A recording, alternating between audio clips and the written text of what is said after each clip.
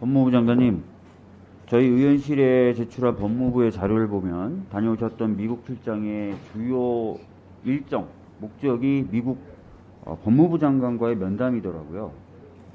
그렇게 적시가 돼 있더라고요.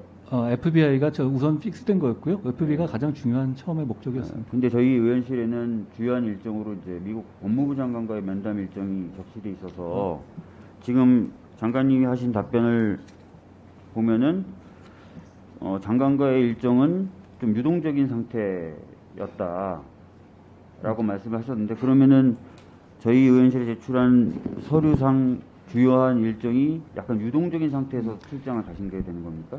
회담 자체는 서로 간에 하기로 돼 있던 건데요. 이제 일정은 유동적이었어요. 일정이 그분이 이제 어떤 개인적인 사정 때문에 본인이 전후해서 일단 출국해서 진행하는 걸 7월 그 기간 동안에 픽스해서 가자, 워싱턴에 와 있으면 그런 정도로 픽스가 된 상태였고요. 그리고 이게 FBI 국장이라든가 법무부 장관이라든가 둘 다 굉장히 바쁜 사람들이기 때문에 하나가 정확하게 FBI 일정이 먼저 확정돼서 저희가 출발하고 그 이후에 본인 수술 일정 등을 감안해서 거기 날짜는 정하자, 이렇게 서로 합의가 됐던 겁니다. 알겠습니다. 미국 법무부 장관의 일정, 면담 일정은 좀 유동적인 상태에서 출국을 하셨다라는 취지로 다시 말씀해 주신 것 같습니다. 맞습니다.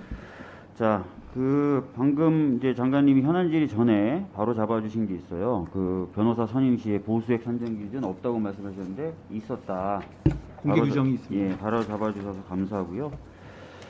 요거 말고도 좀 진위 여부 말씀해 주신 내용 중에 진위 여부가 좀 갈리는 게 있어서 또 여쭤보겠는데, 제가 이제 여쭤보거나 저희 당 김남국 의원이 질의했을 때 특히 이원석 후보자에 대한 부분인데요.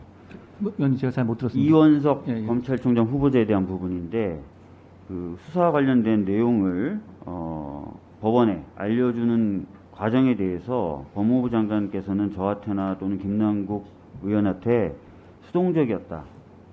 전화가 오면은 그 전화를 받아서 물어보는 것에 대해서 알려주는 정도였다라고 답변을 하셨어요. 결국 2차례 정도 그런 취지를 말씀하셨어요. 그런데 그 이후에 보도된 언론 기사 내용을 좀 보니까 그렇지 않고 이 내정자가 직접 먼저 전화를 해서 알려준 사실이 있고, 이것이 당시 재판 과정에서도 피고인들이 법정에서 계속 진술했던 내용이더라고요. 어떻습니까? 전화가 와서 수동적으로 답변했다는 취지는 그대로고요.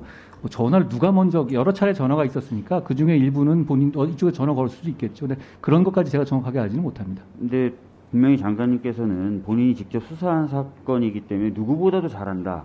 이것은 수동적이었고 전화가 오면은 전화에 응해서 일정한 정보를 줬을 뿐이다라는 취지로 2번 이상 말씀하셨는데, 수동적인 답변이었다는 취지를 말씀드립니다. 그것하고는 좀 다른 취지고, 특히 이 사건 수사 과정에서 압수된 메모가 약 35건이 있는데, 이 메모에도 보면은 이원석 내정자가 직접 전화를 해서 어떤 정보를 줬다라는 것들이 기재돼 있었다고 하더라고요.